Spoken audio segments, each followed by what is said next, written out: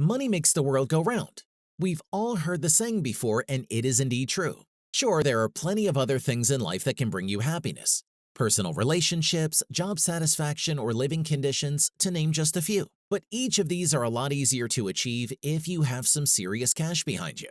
And this should come as no surprise, of course, because whenever we see the lifestyles of the rich and famous play out on TV or in the newspapers, it always has a certain air of glamour to it, one which makes us aspire to reach that level too. So how do you get there yourself then?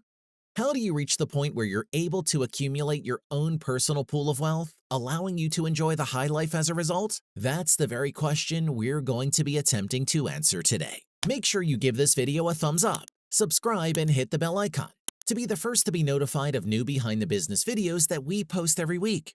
Now, let's begin. Now, of course, before we go any further, we should address the elephant in the room. And this elephant is that, for a very high percentage of the ultra-rich, well, they were simply born into it. That's not to say they haven't worked hard to build empires for themselves after the fact, of course. But at least in order to get that initial buy-in so as to secure a foot in the door, it's often a case of family money allowing them to do so. So we understand that it's not a fair playing field and that if you're starting off on the lower end of the economic spectrum, you're going to have a much harder time achieving true wealth. But don't let this get you down, because it doesn't mean it's impossible for you to reach this level. No, far from it in fact, as there are several examples of self-made men and women out there, people who have dragged themselves up from the bottom and gone all the way to the top as a result. How did they do it? There are a number of different methods, each of which work together to create an interweaving web of ways to make big money. So while we are going to go through them all individually here, keep in mind they work best when considered as one larger ecosystem. And where better to start than with one of the most popular methods of making money fast? By playing the stock market. Sure, it takes some time to learn, but if you're able to put the hours in, then investing your money in stocks and bonds can see you make major profits quickly, should you choose to back the right projects, that is. And how do you ensure you do this? Educate yourself about what's going on in the business world as much as possible. After all, you want to give yourself the best shot of picking the right business to buy into. If you do this correctly, then you'll essentially have made your money start working for you, leaving you with more time and energy to spend on coming up with different ideas for how to increase your wealth. Yes, diversification is another key factor you should be thinking about when it comes to striking it rich. Because as any successful businessman will tell you, the more revenue streams you have coming in, the more capital you're going to end up with. And capital is key here, of course, as whether it's in the form of physical assets, which we'll get into in a bit, or just simple cash flow. Once you have this capital at hand, you can use it to keep increasing your wealth exponentially. Money begets money, and the more you have on hand, the more you're going to be able to make.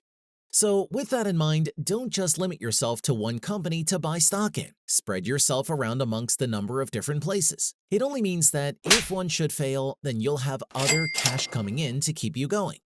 And if all of them succeed, then you'll succeed even more along with them. And don't just go for the sure bets either. Take risks and look into some smaller blue chip investments too. The companies which are going to be the big things of tomorrow. Yes, it is all about putting yourself outside of your comfort zone and doing things you maybe wouldn't normally dare to, because after all, it's he who dares that wins in the business world. That said, while you do want to take risks, you also don't want to let yourself get too emotional, as that can lead to you making decisions based on your feelings rather than on the facts of the situation. Sure, you might have a personal connection with a business, but if the goal is to become rich and they aren't going to get you there, then you shouldn't be investing in them.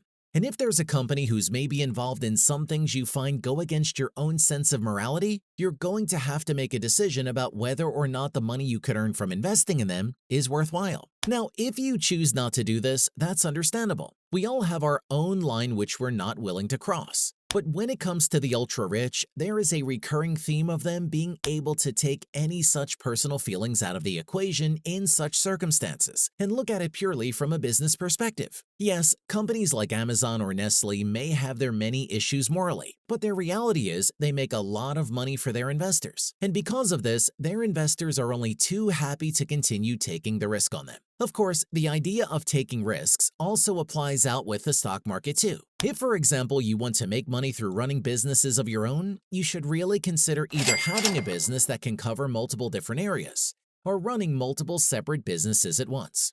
Sure, this might seem like too much work for one person, but if you can get to a certain level, you'll be able to delegate things to other people. It's what most successful businessmen do, and how most of them have been able to make their billions. And if you do your own business, it's only going to make it that much easier too because, as we all know, those who control the means of production control where the money goes. So if you really want to reach the next level, then remaining a cog in the wheel of someone else's company is going to make it harder for you to get there. No, what you really need to do is be in charge of the company itself. But these aren't the only ways of striking it rich, because even if you're not a business owner or adept at playing the stock market, you can still bring in large amounts of cash quickly by investing in various assets, perhaps the most promising of which is property. In fact, pretty much anyone who has money will do this because the reality of the situation is, while most other things will begin decreasing in value almost immediately after purchase, property will almost always secure you a profit in the end. Many people have been able to successfully make their fortunes through property flipping, in fact, buying up homes, spending some money renovating them, and then selling them for a tidy profit, all before moving on to the next one.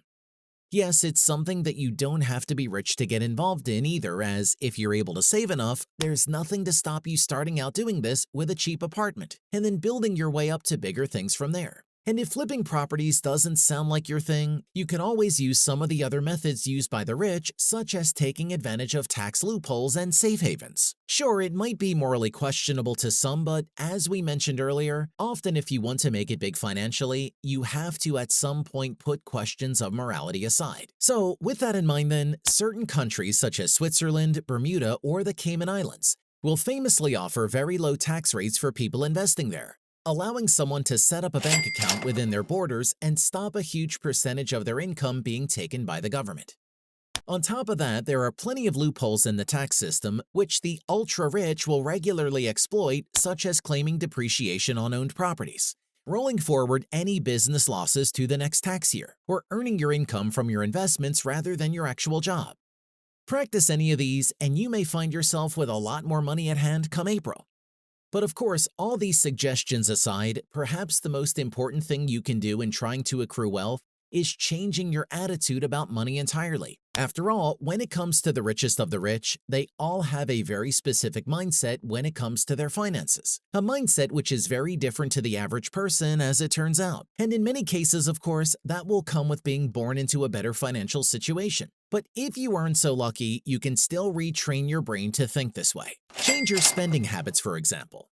There is a reason why blue-collar workers who win the lottery sometimes lose it all within a couple of years, and it's because they haven't been educated on how to make their money work for them. Robert Kiyosaki, business magnate and author of Rich Dad Poor Dad, put it best himself when he said, "You must invest time in your financial education to build an ark with a solid foundation. So take the time to learn from those who understand this world best and then let go of any limiting beliefs you have. After all, if you don't believe it's possible, then it never will be possible." Maybe take the attitude most billionaires have in believing that high income isn't enough. Sure, if you're happy to get to that point and stop, then fine. But if you really want to reach the next level, then you need to start thinking of this as being just the beginning. And in perhaps the most important piece of advice we'll give you today, always be willing to forge your own path. Because if you can do this, then there truly are no limits on what you can achieve. But that's enough from us. Let us know your thoughts. Do you think these secrets to accruing wealth are useful? And if you do, will you be trying out any of them yourself? Leave us a comment down in the description. As always, if you enjoyed this video, make sure to give it a thumbs up, subscribe, and hit the bell icon to be the first to be notified of new behind the business videos we post every week. Be inspired, and we will see you in the next one.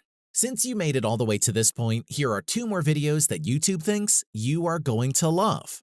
Go on, click on it, and let's see if they are right.